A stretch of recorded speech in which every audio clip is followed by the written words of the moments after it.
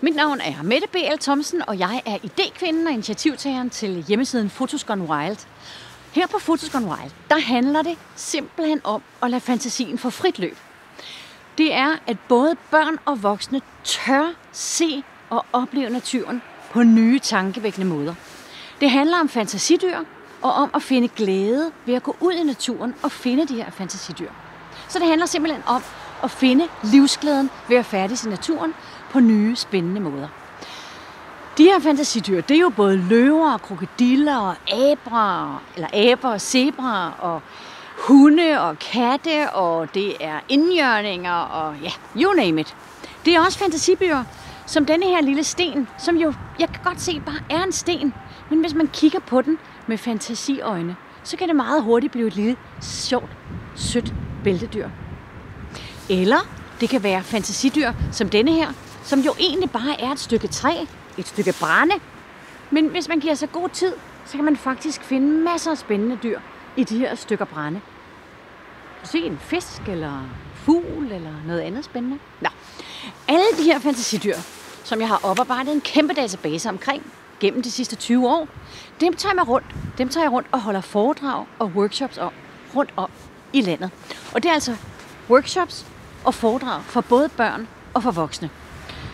Så når jeg tager ud til børnene, så er det i indskolingsmiljøet, i skolemiljøet, i institutioner, på hospitaler, på biblioteker, hvor jeg tager rundt og giver børnene muligheden for at komme ind i det univers af alle de her spændende fantasidyr. For det er nemlig sådan, at de her fantasidyr, de har følelser og gør sig tanker omkring livet, fuldstændig ligesom du og jeg. Foredraget Dyr i naturen, ren fantasi, som jeg holder for børn, det kan følges op af workshops. Og de workshops, der tager jeg rundt med digitale kameraer. 10 styks. Og så tager vi ud i naturen og finder og fotograferer fantasidyrene sammen. Og så tager vi hjem og arbejder med de her billeder, som kan munde ud i spændende muligheder for at skrive historier i danskundervisningen, for at arbejde i billedkunst, så man kan begynde at forholde sig til i form af maling og på andre måder at arbejde med det. Det egner sig også super godt til natur- og teknikundervisningen. Og ellers er det bare en spændende oplevelse, som kan munde ud i en sjov børnebog, som børnene selv laver, kvæg de billeder, de har været ude at tage i naturen. Så holder jeg foredrag for voksne.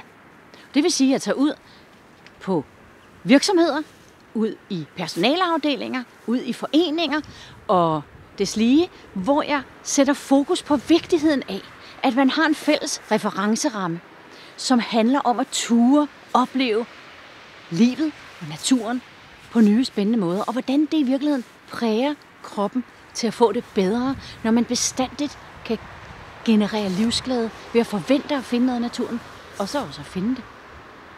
Og der holder jeg også nogle spændende teambuildings oplevelser i naturen, hvor vi igen går ud med 10 digitale kameraer og fotograferer fantasidyr og laver en masse sjove øvelser ude i naturen. De her mange fantasidyr, som jeg nu har fotograferet, dem har jeg lavet et manus til, et oplæg til en meget spændende børnebog, der hedder Dyr i naturen, ren fantasi, hvor jeg har portrætteret en masse forskellige fantasidyr. Skrevet en masse spændende øvelser og nogle dejlige indsigter omkring det. Givet nogle arbejdsopgaver. Lavet et afsnit om, hvordan man fotograferer de her fantasidyr. Jeg mangler et bogforlag. Så hvis du kender nogen, eller selv sidder og har mulighed for at lave en forbindelse fra Photos Gone Wild og til et bogforlag, der rigtig gerne vil give de her fantasidyr liv, så vil jeg være rigtig taknemmelig, hvis du vil tage kontakt til mig. Det er også sådan, at jeg har en plan med det her. Og planen er, at vi skal skabe en verdensdatabase af fantasidyr sammen. Og det vil sige i første omgang i danske forhold, og sidenhen så skal vi have børn fra hele verden til at netværke omkring det her univers af fantasidyr. Og det betyder, at en dansk pige kan sidde og arbejde over nettet og denne her kommende spændende verdensdatabase og hjemmeside med en brasiliansk dreng eller pige omkring et ikke voldeligt verdenssprog med omdrejningspunkt i fantasidyrene. Til det har jeg allerede dialog med Teknologisk Institut. Jeg ved, og det kan du også læse her på hjemmesiden, at Danmarks Naturfredningsforening støtter hele projektet. Du kan læse deres støtteerklæring. Og denne her vision om at få skabt en verdensdatabase, den kan du støtte op om på flere måder. Du kan støtte op om den ved at tilmelde dig mit nyhedsbrev, eller komme på maillisten, så du kan følge projektet og bogen. Du kan bestille bogen, så får du et signeret eksemplar, når bogen en dag udkommer. Du kan melde dig til det, jeg kalder en fantasitænketank, hvor vi skal tænke ud af boksen sammen for at få skabt det her verdensdatabase-projekt, for at give det liv. Og på det, der kan du bruge bare sådan en kontaktformular, som du også kan finde her på hjemmesiden. Du kan støtte projektet, hvis du sidder og tænker, at det her det er så genial idé, at det vil jeg selvfølgelig ikke alene gerne arbejde med, men det kunne jeg godt tænke mig økonomisk at støtte.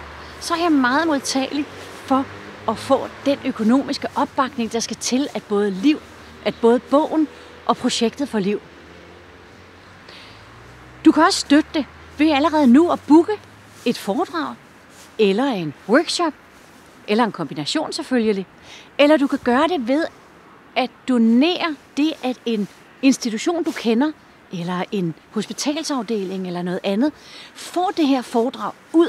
Og det vil sige, at du simpelthen køber foredraget og giver det som en gave til respektive sted, du synes, der skal høre mere om de her fantasidyr.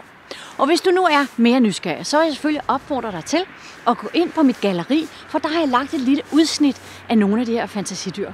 Og så øv dig i at finde øjne, ører og næse og give dyret følelser og lege med. Skriv en historie. Og så er min universelle opfordring. Gå ud i naturen og find de her fantasidyr.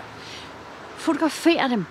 Put dem ind i en database på din computer. Og når det her en dag er realitet, at vi har skabt en verdensdatabase, så skal dine billeder være så velkomne. Så vil jeg sige tusind tak, fordi du kiggede med. Du er inde på hjemmesiden www.fotosgonewild.dk. Det er også en .com-adresse. Mit navn er Mette B.L. Thomsen, og jeg glæder mig bare så meget til at arbejde sammen med dig. Tusind tak, fordi du kiggede med.